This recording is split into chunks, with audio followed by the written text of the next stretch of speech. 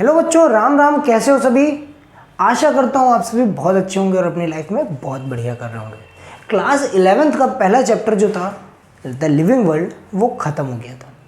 आज से हम लोग क्लास 11th का ही दूसरा चैप्टर बायोलॉजिकल क्लासिफिकेशन शुरू करने जा रहे हैं। लास्ट क्लास तक हम लोगों ने बायोलॉजी के बारे में काफ़ी कुछ पढ़ लिया था, ठीक है, कि बायोलॉजी क्या है, कैसे है, किस तरह से बायोलॉजी की ब्रांचेस वगैरह हैं। अब आज की क्लास में क्या होने वाला है, आज की क्लास में हम पढ़ने जा रहे हैं कि जो ऑर्गेनिजम्स हैं, जो लिविंग ऑर्गेनिजम्स हैं, हमने लिविंग नॉन लिविंग भी लास्ट क्लास में पढ़ा था कि कौन लिविंग है कौन नॉन लिविंग है, लिविंग के कैरेक्टरिस्टिक फीचर्स और लिविंग की कैरेक्टरिस्टिक्स देखी थी। तो जितने भी लिविंग ऑर्गेनिजम्स हैं उन सभी लिविंग ऑर्गेनिजम्स की को क्लासीफाई करने के लिए क्या क्या चीज़ों की ज़रूरत पड़ी, वो सब हम किस पर पढ़ेंगे, इस चैप्टर बायोलॉजिकल क्लासिफिकेशन। नाम देख करके ये अच्छा लग रहा है कि बायोलॉजिकल क्लासिफिकेशन। आपने नॉमेनक्लेचर पढ़ा था, किसने दिया था? कैरोलस लिनियस बाइनोमियल नॉमेनक्लेचर दिया था। कैरोलस लिनियस साहब जो थे, इनसे पहले एरिस्टोटल, अरस्तु, जिन्हें हम जीव विज्ञान का जनक और जंतु विज्ञान का जनक भी कहते हैं। बॉटनी के जनक यानी बॉटनी के पापा थियोफ्रेस्टस कहे जाते हैं। जंतु विज्ञान के जनक एरिस्टोटल, जंतु विज्ञान के पापा एरिस्टोटल। और जीव विज्ञान के पापा किसको कहते हैं? किसको कहते हैं? किसको कहते हैं? अरस्तु को ही कहते हैं। तो इन्होंने सबसे पहला काम किया किसके लिए? बायोलॉजिकल क्लासिफिकेशन के लिए। इन्होंने सभी ऑर्गेनिजम्स को पहले तो दो भागों में डिवाइड किया, जस्ट सिंपल ऐसे ऑब्जर्वेशन के बेसिस पे, इजीली ऑब्जर्वेबल कैरेक्टर्स के बेसिस पे इन्होंने क्लासिफिकेशन दिया। ठीक, इन्होंने दो मतलब मेनली जो लिविंग ऑर्गेनिजम्स हैं इसको दो पार्ट्स में डिवाइड किया। एक बताए प्लांट्स और एक बताए एनिमल्स। प्लांट्स को फर्दर तीन भागों में डिवाइड किया, हर्ब्स, श्रब्स एंड ट्रीज। ठीक, और एनिमल को दो भागों में, एनिमा एंड एनिमा, ऐसा लिख सकते हो। एनिम, एनाइम एंड एनानाइम। मतलब समझ में आया? मॉर्फोलॉजिकल कैरेक्टर्स के बेसिस पे ही इन्होंने लिविंग ऑर्गेनिजम्स को क्लासिफाई किया।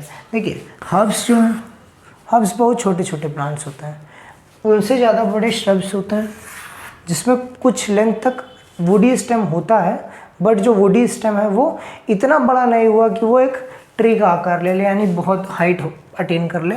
और फिर उसके बाद ट्रीज जो बड़े बड़े पेड़ देखते हो, प्लांट्स को इन्होंने इस तरह से तीन भागों में बताया था, तीन मतलब तरह से क्लासीफाई किया था। एनीमे जिनमें रेड ब्लड पाया जाए, और एनीमे जिनमें, एनाइम बोलते हैं वैसे, जो एनीमे चलता है इसको एनाइम पढ़ते हैं। एनाइम और एनानाइम। एनाइम मतलब जो जिनमें रेड ब्लड पाया जाए, और एनानाइम का मतलब जिनमें रेड ब्लड नहीं पाया जाए। ऐसा एनिमल्स के बेस किया। अच्छा, बातें बहुत ही बताने के लिए केवल इस तरह का जो क्लासिफिकेशन था, इसको हम अगर अपने जीवन में आत्मसात करते और चलाते रहते तो मज़ा नहीं आ रही थी, क्योंकि कई ऐसे ऑर्गेनिजम्स थे जो अभी भी छूट गए थे, देखने में दिखते थे लेकिन वो इन कैटेगरीज के अंदर नहीं आते थे। फिर क्या हुआ, धीरे धीरे से भैया खोज हुई किसकी? माइक्रोस्कोप्स वगैरह की खोज हुई। तो ये एरिस्टोटल ने तो बताया ही है। अब एरिस्टोटल के बाद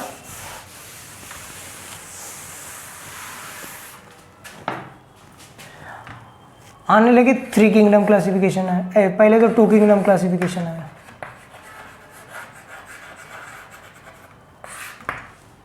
अब ये लिखाने की वैसे ज़रूरत नहीं है, तो चलिए मैं आपको ओरली ही बता देता हूँ कि सीधे 5 किंगडम ही लिखवाऊंगा। देखिए, टू किंगडम क्लासिफिकेशन में प्लांटी और एनिमली है। एरिस्टोटल साहब ने भी वही किया था, लेकिन इसको थोड़ा सा और मॉडर्नाइज किया कैरोलस लिनियस साहब ने, जो नाम आपने पीछे पढ़ा बाइनोमियल नॉमेनक्लेचर में। वही साइंटिस्ट उठ करके एक बार फिर आता है और कहता है कि हम टू किंगडम क्लासिफिकेशन देंगे अपने तौर तरीके से। बेसिकली इसने यूज़ किए वही इजीली ऑब्जर्वेबल मॉर्फोलॉजिकल कैरेक्टर्स, लेकिन हुआ क्या, इन्होंने कौन कौन से दो किंगडम दिए, किंगडम प्लांटी और किंगडम एनिमलिया। देखिए किंगडम प्लांटी जो था उसमें वे सभी आ गए जिनमें एनिमलिया किंगडम के organism porifera coelenterata ctenophora platyhelminthes aschelminthes annelida arthropoda mollusca, इसके बाद इकाइनोडर्मेटा हेमिकॉर्डेटा कॉर्डेटा, इतने 11 फाइलम छोड़ने के बाद जो कुछ भी बच रहा था वो इन्होंने, इसके अलावा एक और हाँ प्रोटोजोआ, उसको छोड़ने के अलावा जो भी बचा उसको इन्होंने प्लांटी में डाल दिया। अब इसके बाद क्या हुआ कि 2 किंगडम क्लासिफिकेशन में एक हो गया प्लांटी और दूसरा हो गया एनिमलिया। प्लांटी और एनिमलिया के बाद जब धीरे से हम आगे बढ़े तो 3 किंगडम क्लासिफिकेशन आया, ये अर्नेस्ट मेयर साहब ने दिया। अर्नेस्ट मेयर साहब ने क्या किया, 3 किंगडम क्लासिफिकेशन दिया। 3 किंगडम क्लासिफिकेशन में कौन कौन से किंगडम्स थे, प्रोटिस्टा, प्लांटी और एनिमलिया। अच्छा प्रोटिस्टा क्या हुआ, प्रोटिस्टा भैया एक ऐसे ऑर्गेनिजम्स हैं जो यूनिसेलुलर यूकैरियोट्स हैं, ठीक, तो इसको इन्होंने अलग कर दिया, जो प्लांटी से निकाल करके इसको बाहर निकाल दिया। 2 किंगडम क्लासिफिकेशन के बाद 3 किंगडम क्लासिफिकेशन हो गया। अब 4 किंगडम क्लासिफिकेशन भैया किसने दिया, 4 किंगडम क्लासिफिकेशन दिया कोपलैंड साहब ने। किसने, कोपलैंड साहब ने। बहुत ज़्यादा इंपॉर्टेंट नहीं है, कभी कभार टेस्ट वगैरह में दिख जाता है, इसलिए हम आपको पढ़ा दे रहे हैं। कोपलैंड साहब ने 4 किंगडम क्लासिफिकेशन दिया जिसमें कि मोनेरा, प्रोटिस्टा, प्लांटी और एनिमलिया, ठीक है, ये 4 किंगडम थे। मोनेरा मतलब जिसमें बैक्टीरिया आएंगे जिनके पास न्यूक्लियोइड होगा, प्रोटिस्टा यूनिसेलुलर यूकैरियोट्स, प्लांटी जिनके पास सेल वॉल होगी, इनको छोड़ने के बाद जो सेल वॉल पोजेस करेंगे, और एनिमलिया जिनके पास सेल वॉल नहीं होगी। इस तरह से इन्होंने डिवाइड किया। इसके बाद आ गए भैया आर.एच. व्हिटेकर साहब, 1969 में 5 किंगडम क्लासिफिकेशन दिए। उसमें थे मोनेरा, प्रोटिस्टा, फंजाई, प्लांटी और एनिमलिया, 5 किंगडम थे। ये इंपॉर्टेंट है, याद करते चलना, क्या, मोनेरा, प्रोटिस्टा, फंजाई, प्लांटी और Animalia. Monera, protista, fungi, Plantae और एनिमलिया। इसके बाद कार्ल ऊज नाम के एक साइंटिस्ट है जिन्होंने 6 किंगडम क्लासिफिकेशन दिया। 6 किंगडम क्लासिफिकेशन को एक 3 डोमेन क्लासिफिकेशन कहते हैं। इसमें इन्होंने आर्ची बैक्टीरिया और यू बैक्टीरिया को अलग अलग किंगडम असाइन कर दिया, ठीक है। तो ये बातें हो गई। अब क्लासिफिकेशन होता किस किस बेसिस पे, मोस्ट ऑफ द क्लासिफिकेशन जो हैं, जो आर्टिफिशियल सिस्टम ऑफ क्लासिफिकेशन ना होकर के नेचुरल सिस्टम ऑफ क्लासिफिकेशन है, उनमें क्या होता है, उनमें हम लोग क्या देखते हैं, सेल स्ट्रक्चर देखते हैं, सेलुलर ऑर्गेनाइजेशन देखते हैं, बॉडी ऑर्गेनाइजेशन देखते हैं, इसके अलावा देखते हैं मोड ऑफ रिप्रोडक्शन कैसा है, हैबिटेट कैसा है, मोड ऑफ न्यूट्रिशन कैसा है, इसके बाद हम देखते हैं क्या, इवोल्यूशनरी रिलेशनशिप्स कैसे हैं, ठीक है। तो ये बातें इंपॉर्टेंट होती हैं किसके लिए, किसी भी एक नेचुरल क्लासिफिकेशन को करने के लिए। अब सीधे आते हैं किसके ऊपर, आर.एच. व्हिटेकर साहब पे आते हैं। किस पे, आर.एच. व्हिटेकर साहब पे आते हैं।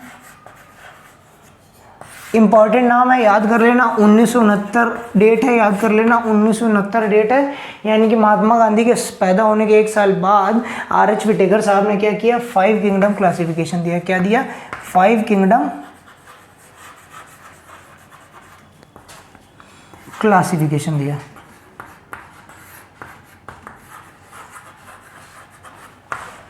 जिसमें कौन कौन थे, 5 किंगडम कौन कौन थे, मोनेरा,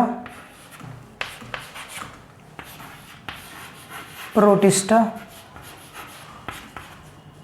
फंजाई, प्लांटी और एनिमलिया। कौन कौन थे, मोनेरा, प्रोटिस्टा, फंजाई, प्लांटी और एनिमलिया। इसके अलावा जब हम आगे बढ़ते हैं और धीरे धीरे बात करते हैं क्या, कि इनके क्लासिफिकेशन का बेसिस क्या था। इनके क्लासिफिकेशन के 5 बेसिस थे, याद होने चाहिए, पांचों इंपॉर्टेंस रखते हैं। तो पहला क्या है, सेल स्ट्रक्चर, दूसरा है body organization,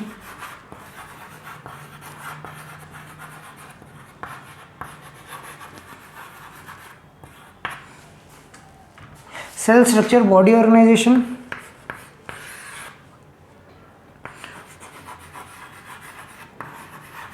mode of nutrition,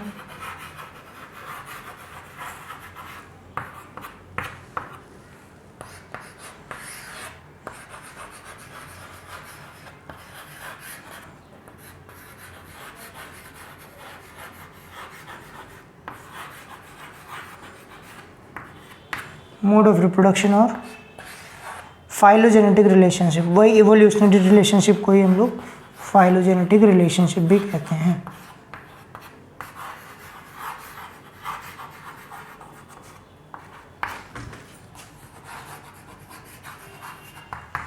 अच्छा, जो बातें इंपॉर्टेंट थी याद करने वाली वो यहाँ पर बोर्ड पे आपके सामने लिखी दी हैं। इसके अलावा जो बातें इंपॉर्टेंट नहीं थी वो मैंने बोर्ड पे नहीं लिखी। इसके पिछली वाली स्लाइड पे जो भी मैंने बोर्ड पे लिखा था वो भी अपने आप में इंपॉर्टेंस रखता था, इसीलिए लिखा था। ठीक है, अब बात करेंगे क्या, R.H. व्हिटेकर साहब ने 1969 में खोज की किसकी, 5 किंगडम क्लासिफिकेशन की। तो एक बार हमारे साथ जयकारा टाइप का लगा दो और बता दो 5 किंगडम क्लासिफिकेशन में कौन कौन से क्लासिफिकेशंस थे, मतलब कौन कौन से किंगडम्स थे। पहला मोनेरा, दूसरा प्रोटिस्टा, तीसरा फंजाई, प्लांटी और एनिमलिया। कौन कौन, Monera, protista, fungi, Plantae, Animalia. Monera, protista, fungi, Plantae, Animalia. बोलते चला करो साथ में, कौन कौन, Monera, protista, fungi, Plantae, Animalia. ठीक है, अब ये बात यहाँ तक खत्म होती है और इसके बाद एक बहुत ही प्यारी सी टेबल बन के आती है आपके सामने। वो टेबल अपने आप में बहुत इंपॉर्टेंस रखती है, इसलिए उसको पढ़ाना यहाँ पर अटमोस्ट इम्पॉर्टेंट हो जाता है।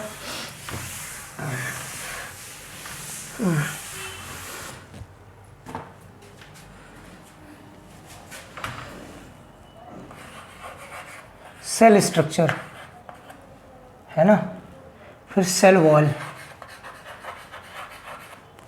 सेल वॉल के बाद न्यूक्लियर मेम्ब्रेन। सेल स्ट्रक्चर के सेल टाइप लिखा है शायद, एक बार कंफर्म कर लेता हूँ। हाँ, सेल टाइप लिखा है। अभी एनसीईआरटी से भी पढ़ाऊँगा यही चीज़, मैंने ये शुरू किया है आपके सामने। एक ये बात बताना चाहता हूँ कि जो मैंने अभी तक पढ़ाया, जो बोला, वो गलत नहीं था कहीं से। Cell type, cell wall, nuclear membrane, body organization और इसके बाद मोड ऑफ न्यूट्रिशन।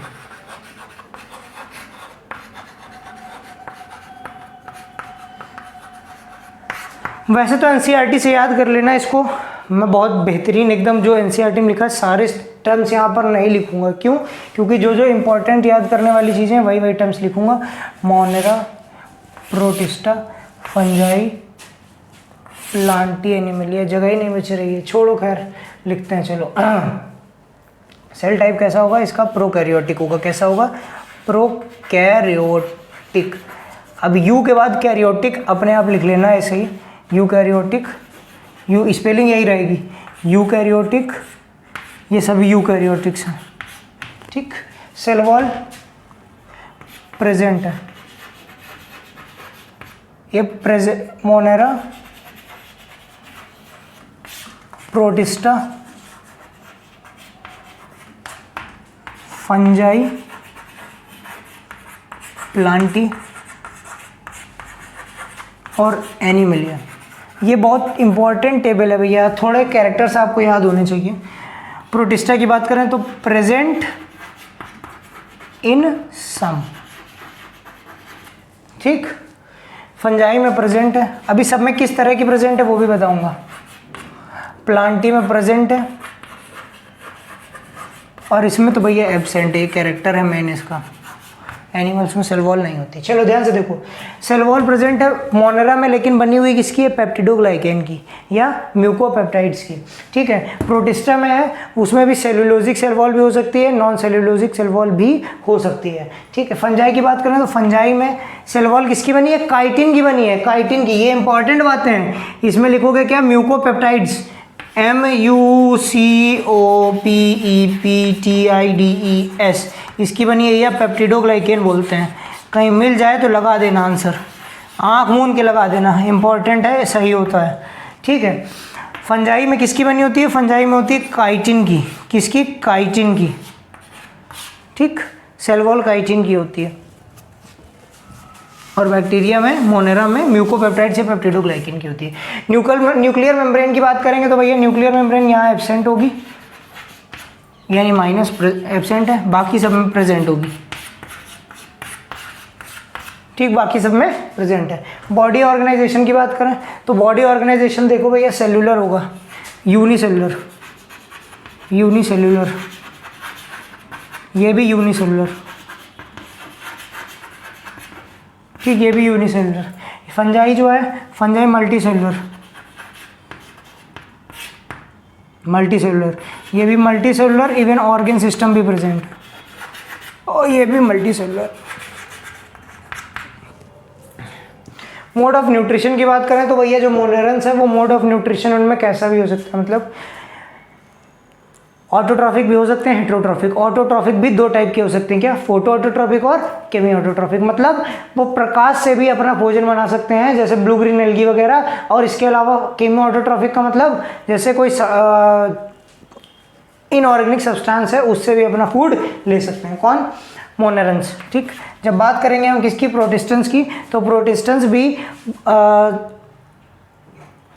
ऑटोट्रॉफिक और हेट्रोट्रॉफिक दोनों होते हैं। जैसे क्लेमाइडोमोनास हो गया, ये कैसा है, ऑटोट्रॉफिक है। अच्छा, ऑटोट्रॉफिक हेट्रोट्रॉफिक दोनों की बात करें तो यूग्लिना जो है वो ऑटोट्रॉफिक हेट्रोट्रॉफिक दोनों है, वो भी एक प्रोटिस्ट का ही मेंबर है, ठीक। धीरे से आगे बढ़ेंगे, बात करेंगे फंजाई की। फंजाई हेट्रोट्रॉफिक हैं, और हेट्रोट्रॉफिक में कौन से, सैप्रोफिटिक। सैप्रोफिटिक का मतलब जो सड़े गले डेड ऑर्गेनिक मैटर से अपना फूड लेते हैं वो तो कैसे हैं, ये सैप्रोफिटिक हैं। कैसे हैं, सैप्रोफिटिक, ये याद रखना ज़्यादा इंपॉर्टेंट है। सैप्रोफाइटिक, सैप्रोफाइटिक हैं। सैप्रोफाइटिक का मतलब जो सड़े गले भोज्य पदार्थों से अपना फूड लेते हैं, ठीक है। प्रोटिस्टा कैसे हो सकते हैं, ऑटोट्रॉफिक भी हो सकते हैं, ये हेट्रोट्रॉफिक का ही एक टाइप है, ऑटोट्रॉफिक। ऑटोट्रॉफिक का मतलब जो खाना खुद बनाए अपना, और या हेट्रोट्रॉफिक। और ऐसे ही सेम ऑटोट्रॉफिक या हेट्रोट्रॉफिक मोनेरन्स भी हैं। जब प्लांटी की बात करें तो प्लांटी 100% ऑटोट्रॉफिक होते हैं। कैसे होते हैं, ऑटोट्रॉफिक होते हैं, लेकिन कुछ प्लांट्स हैं जिनमें नाइट्रोजन की कमी हो जाती है तो वो इंसेक्टिवोरस बन जाते हैं। और जो एनिमल्स हैं ये हेट्रोट्रॉफिक या हेट्रोट्रॉफिक का कौन सा पार्ट, हेट्रोट्रॉफिक का भी होलोजोइक पार्ट, मतलब फूड को एज अ होल इनगल्फ करते हैं, ठीक है, तो इसलिए होलोजोइक बोलते हैं, ठीक। ये बात समझ में आ गई होगी यहाँ तक।